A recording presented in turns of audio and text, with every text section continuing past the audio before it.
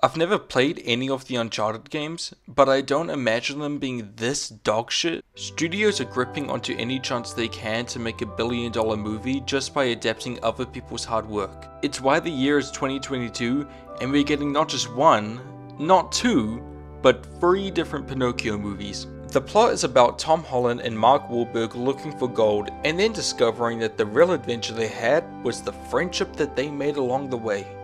These two were complete miscastings for this movie. Not because they can't act, but they just don't make the character their own. The movie was in production for over a decade, and even Robert De Niro and Joe Pesci were cast at some point. Mark Wahlberg was even cast as Nathan Drake at some point, but I guess he just aged out of the role. Tom Holland took over the role because he's a hunk of a man who can sell tickets. When describing the approach to the role, Tom Holland said, "I want to look good now. I want this to be my cool moment." So you already know that this is going to be a great movie. The bar for video game movies are so low that people will find any reason to like them. Even the Sonic the Hedgehog movie was praised because they redesigned the character. Are you a fucking moron? I guess this movie is good because it has Papa John's product placement. I'm like literally in a Papa John's right now.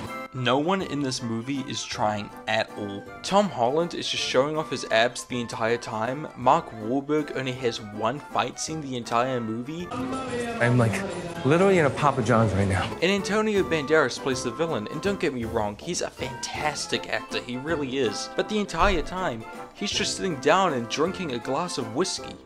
Like, what? Then he just fucking dies before his big moment, and the reins are handed off to an empty character who is obviously there to diversify the movie rather than push the plot forward.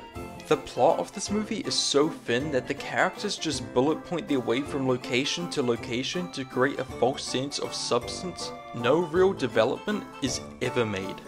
The studio is also so lazy that they just copy the action from the third game instead of creating something themselves. When a character starts falling thousands of feet, it's only believable if you convince the audience that it's real. That's why the games feel so immersive, and this feels like an episode of the Looney Tunes.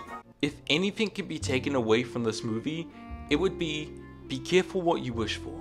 The Uncharted community were begging for an Uncharted movie to be made. But did they expect the studio that produced Pixels and After Earth to bring back 80s Spielberg to make this? The end result ends up being the guy who directed Venom making Mark Wahlberg talk to Spider-Man about Tinder. Tinder? Really? I own that.